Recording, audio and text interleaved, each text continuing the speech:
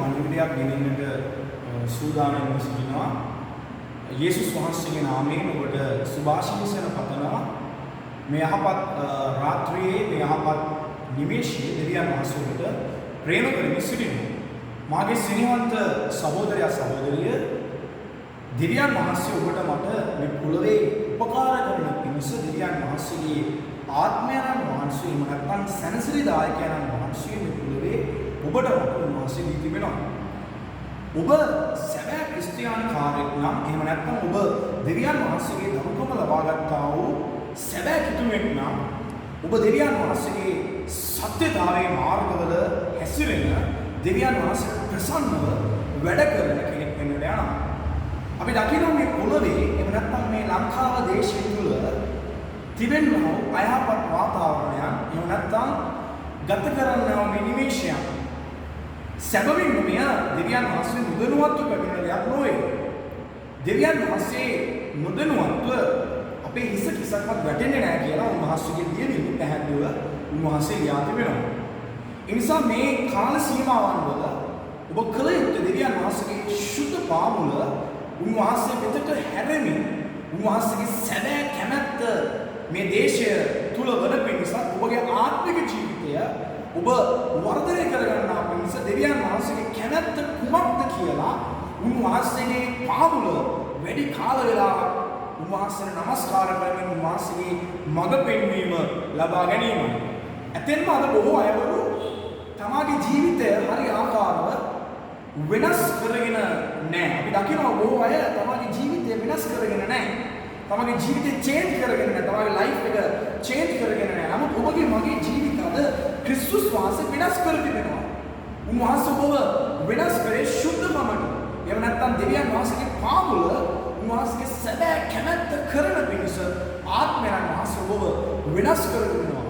ඒ නිසා ඔබ මේ ලෝකයේ ආකාරයට සමාන නොවි දෙවියන් වහන්සේගේ කැමැත්ත කුමක්ද කියලා උන්වහන්සේගේ සැබෑ ස්වරූපයන් වලට හැරෙන්නට අවශ්‍යයි.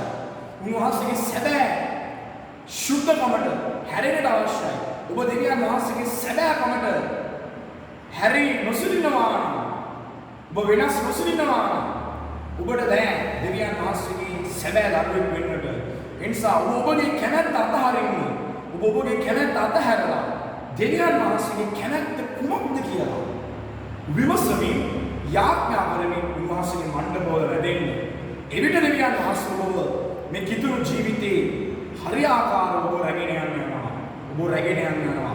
සේවන සහෝදරයා සහෝදරිය යේසුස් ක්‍රිස්තුස් වහන්සේගේ කැමැත්ත ඔබ දුකින් සිටීම නොවේ.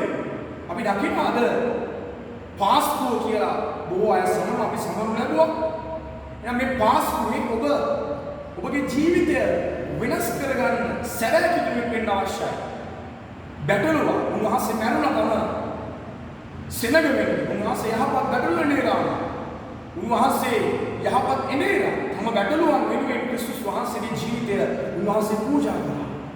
එහෙනම් ඔබම මේ පොළවේ ආකාරයට සමාන නොවි දෙවියන් වහන්සේ අපිට පෙන්වා තිබෙන හරි වූ යහපත් වූ සැබෑ මාර්ගයේ පමණක් ඔබ ගමන් කරන්න අවශ්‍යයි. ඔබ කිතුණුවෙක් නම් ඔබ ඉරිදාවට විතරක් යාඥා කරන කෙනෙක් වෙන්නට එපා. ඔබ දේවස්ථානයට යන වෙලාවට පමණක් යාඥා කරන කෙනෙක් වෙන්න එපා. ඔබ දවස්පතා හැම උදේකම පසුතැවිලිව දෙවියන් වහන්සේ වෙතට හැරෙමින් ශුද්ධකමේ අලංකාරයෙන් දෙවියන් වහන්සේට නමස්කාර කරන්න අවශ්‍යයි. හැම දහවලකම දෙවියන් වහන්සේගේ පාමුල උන්වහන්සේට නමස්කාර කරන්න අවශ්‍යයි. හැම රාත්‍රියකම දෙවියන් වහන්සේට ඔබ නමස්කාර කරන්න අවශ්‍යයි. ඒ නිසා ආත්මයන් වහන්සේ ඔබ තුල සිටිනවා. ආත්මයන් වහන්සේ ඔබ තුල සිටිනවා. ආත්මයන් වහන්සේ ඔබ තුල සිටිනවා නම් ඔබ පරාජිත වෙන්නේ නැහැ මගේ සිනහවන්ත සහෝදරයා සහෝදරිය.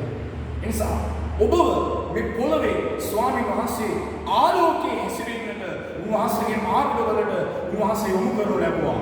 උන්වහන්සේ ඔබගේ මගේ පව් වෙනුවෙන් උන්වහන්සේ පූජාවක් වුණා. මරණය පරාජය කළා. උන්වහන්සේ මරණයට සෝබා ධර්මයට අභියෝග කළා.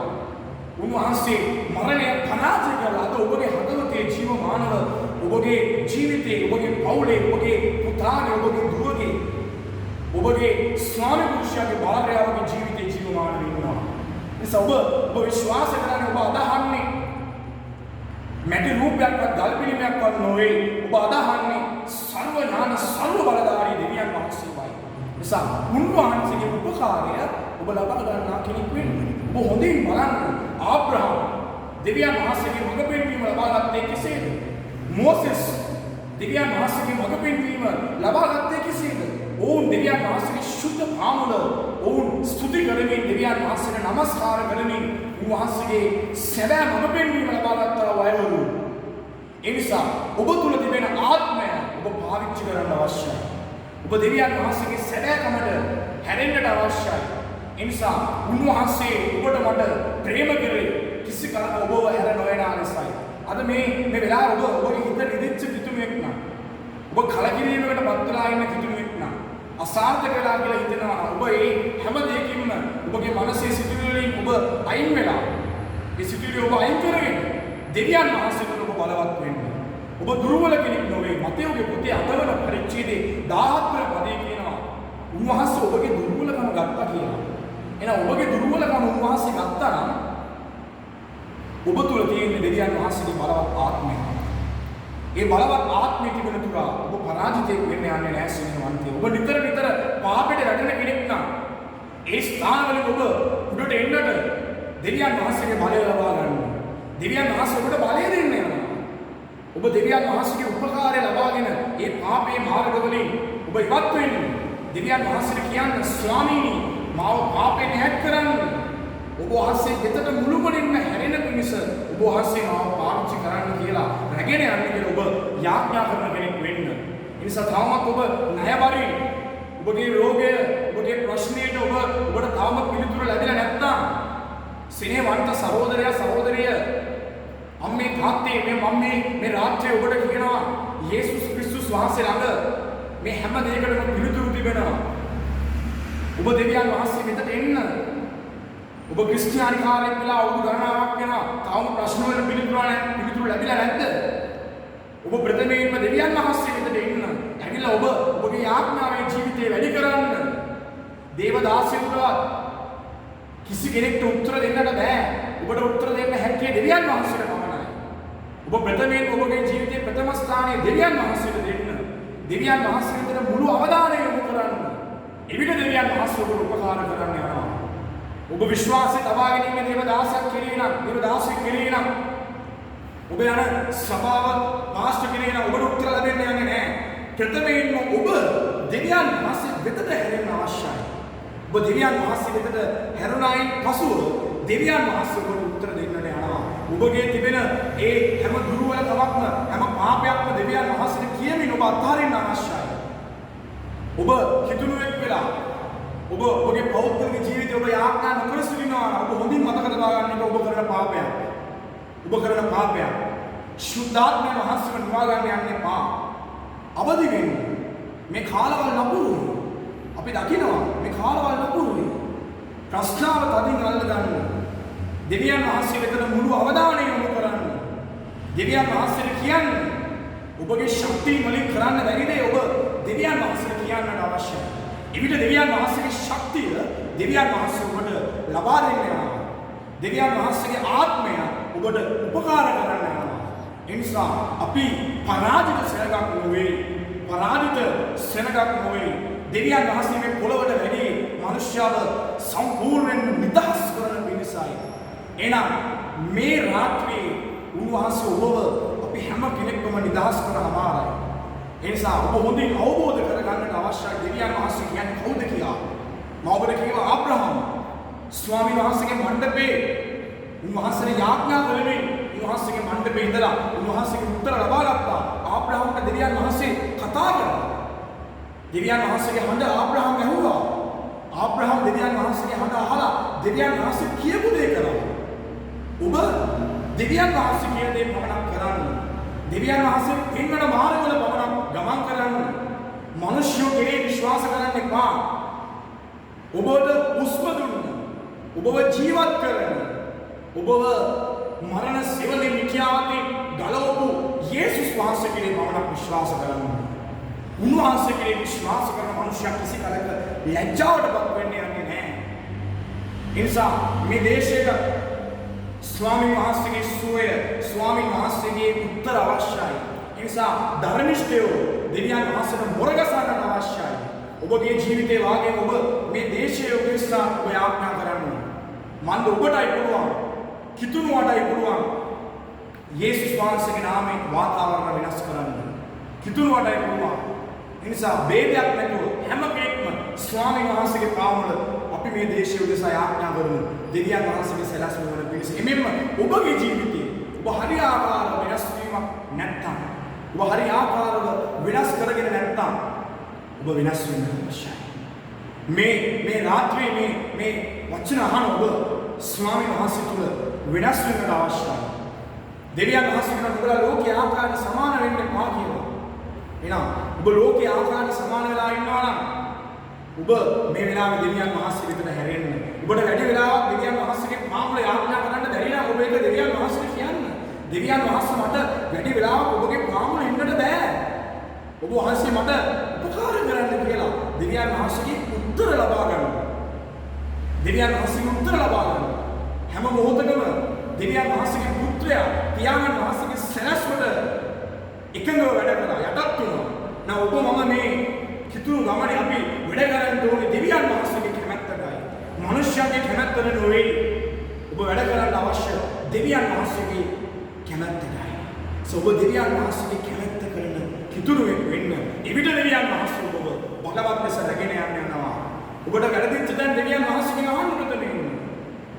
ඔබට කොතනද වැරදුනේ? ඇයි ඔබට උත්තර නැත්තේ? දෙවියන් වහන්සේ ඔබට කතා කරන්නේ නැහැ. ආත්මයන් වහන්සේ කියනවා ලෝකාන්තිමේ දක්වාම ඔබලා සමග සිටින්න යනවා. ලෝකාන්තිමේ දක්වා. එහෙනම් දෙවියන් වහන්සේ ඔබ සමග සිටිනවා නම් කිසිම මොහොතක ඔබ තනි වෙන්නේ නැහැ මගේ ස්නේහවන්ත සහෝදරයා සහෝදරිය. ශුද්ධ බයිබලයේ අපිට පැහැදිලිව කියනවා. ගීතාවලිය 68 19 වන පදේ කියනවා අපේ දවස්පතා බර උසුලන දෙවියන් වහන්සේට ප්‍රශංසා වේවා. එහෙනම් ඔබගේ දවස්පතා බර උසුලන්නේ කවුද? දෙවියන් වහන්සේ පමණයි.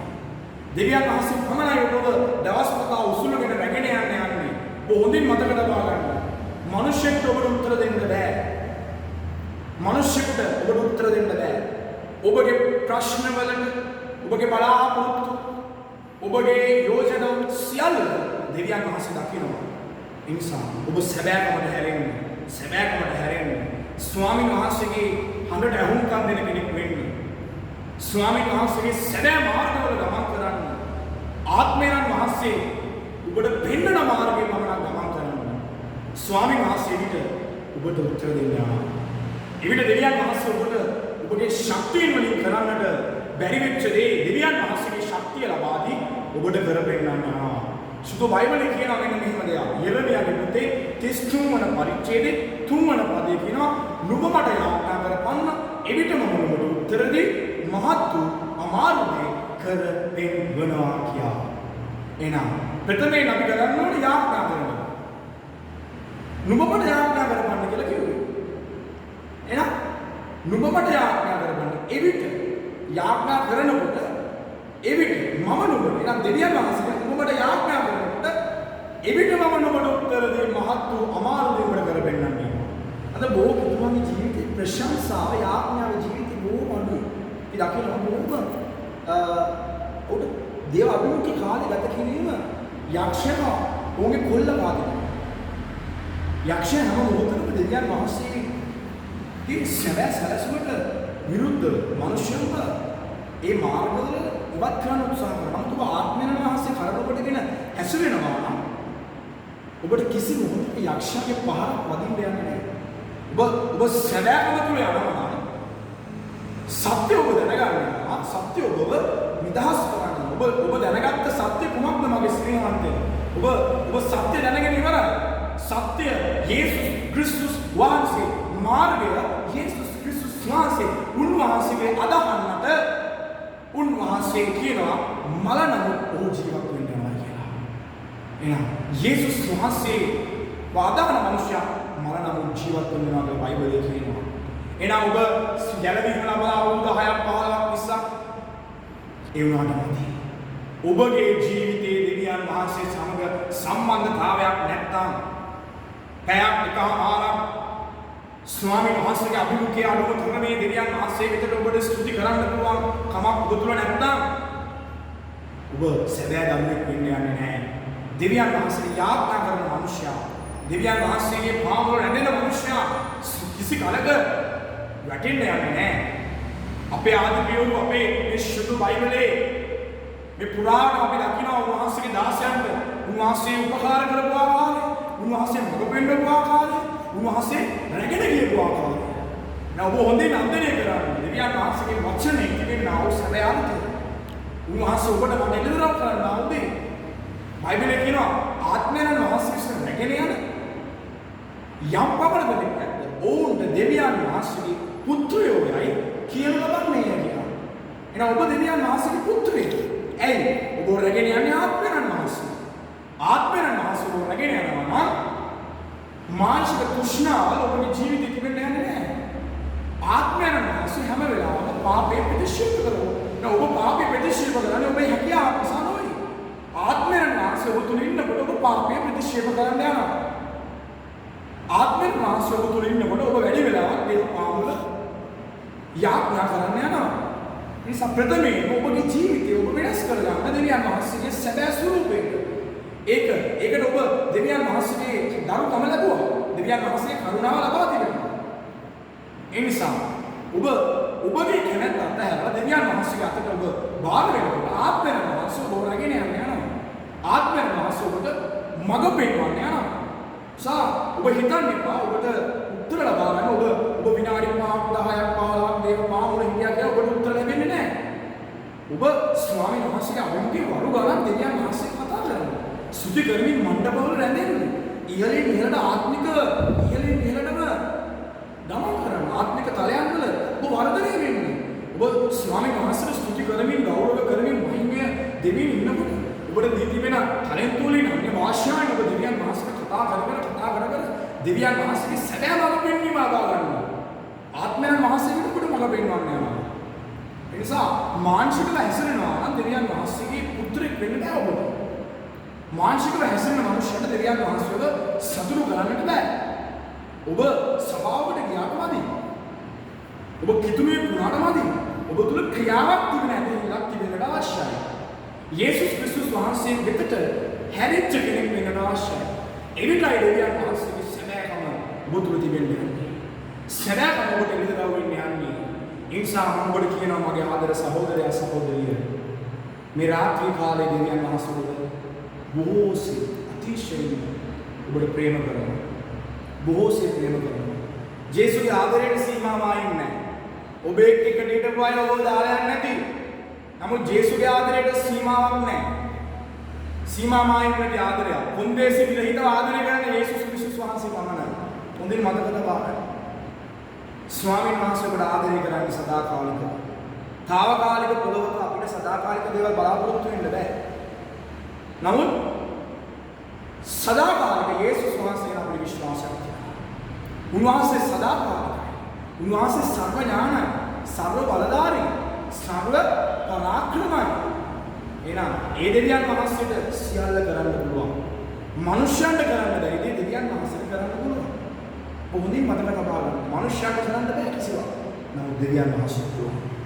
එහෙනම් ඔබ ඒ තරම් වහන්සේගේ විශ්වාසවන්ත හැසිරෙන්න අවශ්‍යයි. ඉන්සා මේ අවසාන කාල පරිච්ඡේදයන් වල දෙවියන් වහන්සේගේ සැබෑ කිතුණු වෙන්නේ ඔබ හැසිරෙන්න අවශ්‍යයි. හැසිරෙන්න අවශ්‍යයි. ඒ නිසා මේ පාස්තුවේ ස්වාමීන් වහන්සේ මුක්තාත්‍ය අපි සිහි කරා. උන්වහන්සේ මලවුන් අතර ඉන්න කෙනෙක් නෙවෙයි. උන්වහන්සේ මරණය පරාජය කරලා නැගිට්ටා. එහෙනම් ඔබටත් වඩා ඔබ ගැන හිතන්නේ යේසුස් ක්‍රිස්තුස් වහන්සේ පමණයි. ඔබ හොඳින් මතක තබා ගන්න. ඔබටත් වඩා ඔබ ගැන හිතන කෙනෙක් මේ ලෝකෙ මේ පොළොවේ ඉන්නවා. ඒ මිනිස්සෙක් නෙවෙයි. ඒ යේසුස් ක්‍රිස්තුස් වහන්සේ පමණයි. යේසුස් ක්‍රිස්තුස් වහන්සේ පමණයි. උන්වහන්සේ වෙතට එන මිනිස්යව උන්වහන්සේ කිසි කරකට උන්වහන්සේ අත්හරින්න යන්නේ නැහැ. මගේ සෙනෙහවන්ත සහෝදරයා සහෝදරිය කිසි කලක උන්වහන්සේ අත්හරින්නේ නැහැ. එයයි බයිබලයේ කියන්නේ වෙහෙස වෙන බර උසුලන සියල්ලෙනි නුඹලා මා වෙතට එන්න මම නුඹලට සහනය දෙනවා කියලා. මතෙව්ගේ පොතේ 11:28 කියනවා. වෙහෙස වෙන බර උසුරන සියල්ලනි නුඹලා මා වෙතට එන්න. මොකක්ද දෙනවා කියලා කියන්නේ? සහනය දෙනවා කියලා කියනවා. සහනය. එහෙනම් පාපේ වහලෙක් වෙලා ඉන්නවා නම් පව්බර පාපයත් එක්ක ඉන්නවා නම් මම කියනවා මේ වෙලාව. එන්න යේසුස් ඔබට සහනය දෙනවා. ඔබේ පව්බර උන්වහන්සේ උසුරලා ඉවරයි. ඔබ නිදහස් කරනවා. දෙවියන් වහන්සේ ඉදිරිය අවංක වෙනවා.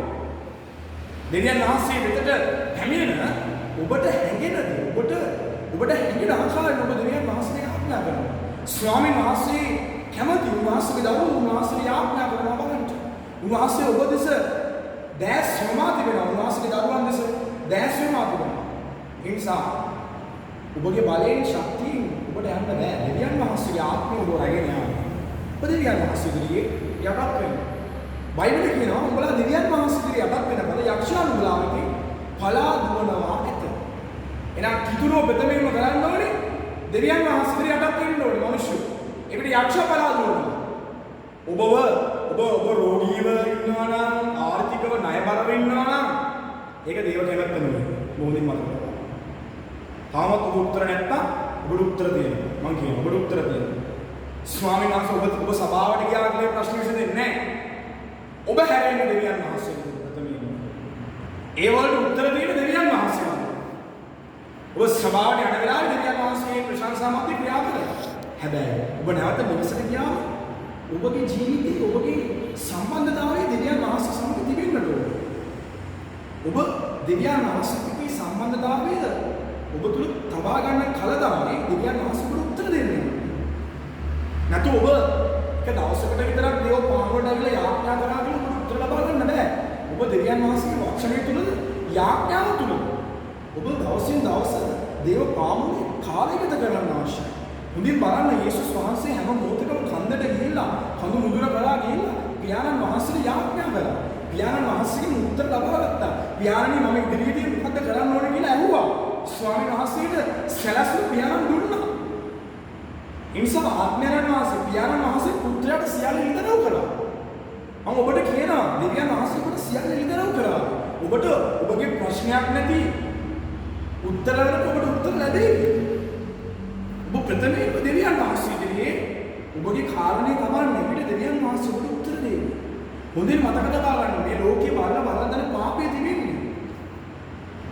ඔබ මේ ජීවත් වෙන මේ පොළොව තුල හැමතැනම පාපය. ඔබගේ සිත යක්ෂයා උදුර ගන්න බලනවා. ලෝකයේ ආකාර සමාන කරන්න හදනවා. නමුත් ඔබ ආත්මයන් වහන්සේ එක්ක ගමන් කරන්න. ආත්මයන් වහන්සේට ඉඩ දෙන්න. දෙවියන් වහන්සේගේ පාලනය යටතේ ඉන්න. එවිට දෙවියන් වහන්සේ ඔබව රැගෙන යනවා.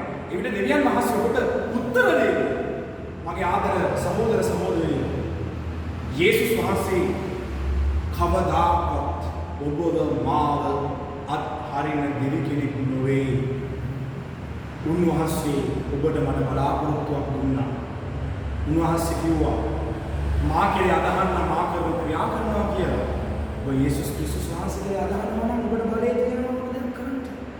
ඔබ හරි ආකාරව ඉන්නවා නම් ජේසුස් එක්ක ඔබට පුළුවන් ජේසුස් වහන්සේ ඔබලා මං කරාට වඩා බලවත් දෙයක් කරනවා. එහෙනම් හැරෙන්න දෙවියන් වහන්සේ. යාඥා නොකර ඉන්නවා නම් කිසිම යාඥාවක් තමාගේ ජීවිතේ නැති කෙනෙක් ඉන්නවා නම් අද ඉඳන් කියන්නේ දෙවියන් වහන්සේ මට උපකාර කරන්න මම යාඥා කරනවා. ස්වාමී මට යාඥා කරන්න පුළුවන් ආත්මයක් දෙන්න. ස්වාමී මට බාධා කරන බාධක ඉවත් කරලා ඔබ වහන්සේත් එක්ක මට වැඩි වෙලාවක් කාලය ගත කරන්න වැඩි වෙලාවක් ඔබට ප්‍රශංසා කරන්න පුළුවන් ආත්මයක් මට දෙන්න කියලා ඔබ ඉල්ලන්නේ. දෙවියන් වහන්සේ නොදී ඉන්නේ නැහැ. දෙවියන් වහන්සේ ඔබට දෙන්න යනවා. දෙන්න යනවා. ඔබ හොඳින් මතක තබා ගන්න. යේසුස් ක්‍රිස්තුස් වහන්සේ ඔබට ප්‍රේම කරන හැම වෙලාවෙම කවුරු ඔබ අතහැරලා ගියත් යේසුස් වහන්සේ ඔබට ප්‍රේම කරනවා. කවුරු ඔබව ප්‍රතික්ෂේප කරලා යේසුස් වහන්සේ ඔබ පිළිගන්නවා. උන්වහන්සේට පරීක්ෂාවල් ආවා. උන්වහන්සේට පීඩාවල් ආවා. උන්වහන්සේට ජයගත්තා. උන්වහන්සේ කියන මම ජයගත්තාක් මෙන් නුඹලා ජයගනින්න. ලෝකේ නුඹලාට බොහෝ පීඩා තිබෙනවා. නමුත් මම ජයගත්තා. නුඹලා ජයගනින්න කියලා යේසුස් වහන්සේ කියනවා. එහෙනම් මගේ ආදර සහෝදර සහෝදරිය දෙවියන් වහන්සේගේ සැබෑ කම තුළ ගමන් කරන්න. නිසා යාඥාව අත්‍යවශ්‍යයි. තුන්වෙනි ජීවිතයේ යාඥාව. සුදු බයිබලයේ කියවන පියාණන් වහන්සේ වෙත හැම මොහොතකම ගමන් කරන යේසුස් වහන්සේ තුලින් සුද්ධාත්මයන් වහන්සේ තුලින් පියාණන් වහන්සේ වෙත යේසුස් වහන්සේගේ නාමයෙන් පියාණන්ට යාඥා කරන දෙවියන් වහන්සේ උත්තර දෙන්නේ. දෙවියන් වහන්සේ රැගෙන යාම. නිතර ඔබ වැටෙන තැන් දෙවියන් වහන්සේට කියලා ඒ ස්ථානවලින් එළියට එන්න. නිතර වැටෙන දුර්වල ස්ථාන පාපේ තැන්වලට ඔබ වැටෙනවා නම් ඒවලින් එළියට එන්න. දෙවියන් වහන්සේගේ බලය අරගෙන ඔබ එළියට එන්න. දෙවියන් වහන්සේ උත්තර දෙන අපි ආමන. ස්වර්ගයේ පොළොවද විශ්වයේ මැවුව දයාවන්ත ධර්මිෂ්ඨ දෙවියනි යේසුස් වහන්සේගේ නාමයෙන් ඔබ වහන්සේගේ පාද පාමුලම යාඥා කරනවා පියාණන් වහන්සේ. ඔබ වහන්සේ මේ රාත්‍රියේ යහපත් නිසා ස්තුතිවන්ත වෙනවා. දෙවියන් වහන්සේගේ පණිවිඩයක් ඔබ වහන්සේගේ දරුවන් වෙතට ස්වාමීන් වහන්සේ මේ රාත්‍රියේ ගෙනෙන්නට ඔබ වහන්සේගේ කරුණාව නිසා ස්තුති කරනවා. පියාණනි ස්වාමීන් වහන්සේ මේ පණිවිඩය අසන හැම දරුවෙක්ම ඔබ වහන්සේගේ ශුද්ධාත්ම බලයෙන් පූර්ණ කොට ඔබ වහන්සේගේ සදාකමේ මාර්ගවල රැගෙන ගිය මැනව මේ කිලිකාට විරුද්ධව ක්‍රියා කරන යම් සාතන්ගේ බලයක් තිබෙන්නේද යේසුස් වහන්සේගේ නාමයෙන් කනවා මේ වෙලාවේ. මේ හැම බලයක්ම දෙවියන් වහන්සේ මේ දරුවන්ගේ ස්වාමි පුරුෂයෝ බිරිඳවරු පුත්‍රයෝ දූවරු මුණුබුර මිනිබිරියෝ අම්මාවෝ පියවරු හැම කෙනෙක්ම යේසුස් වහන්සේගේ නාමයෙන් ආශිර්වාද කරනවා. දෙවියන් වහන්සේ වහන්සේගේ සෙනඟට ඔබගේ දරුවන්ට උපකාර කරන්න. ඔබ වහන්සේ වෙතට ලං වෙමින් ඔබ වහන්සේගේ පාද පාමුල ඔබගේ අභිමුඛයේ රැඳෙමින් ඔබට නමස්කාර කරන්න පුළුවන් ආත්මයක් ලැබලා ඔබ වහන්සේගේ දරුවන්ව රැගෙන ගිය මැනව මේ කාලේ නිසා ඔබට ස්තුතියි. දැන් ස්වාමීන් වහන්සේ සකල ගෞරවය මහිමය ස්තුතිය ප්‍රශංසාව යේසුස් වහන්සේගේ නාමයෙන් පියෝ දෙවියන් වහන්සේ අපි ඔබට වන්දනා දෙනවා. දැන් දෙවියන් වහන්සේගේ ප්‍රේමය දෙවියන් වහන්සේගේ කරුණාව ශුද්ධාත්ම වහන්සේගේ මඟ පෙන්වීම සමජීවනය ඔබ සමග වෙනසේවා. යේසුස් වහන්සේගේ ශුද්ධ නාම සාමය ආමේන්. ජේසු විදායි. I'm Pastor Yoel. ඔබ සමග දෙවියන් වහන්සේ ආශිර්වාද කරනවා.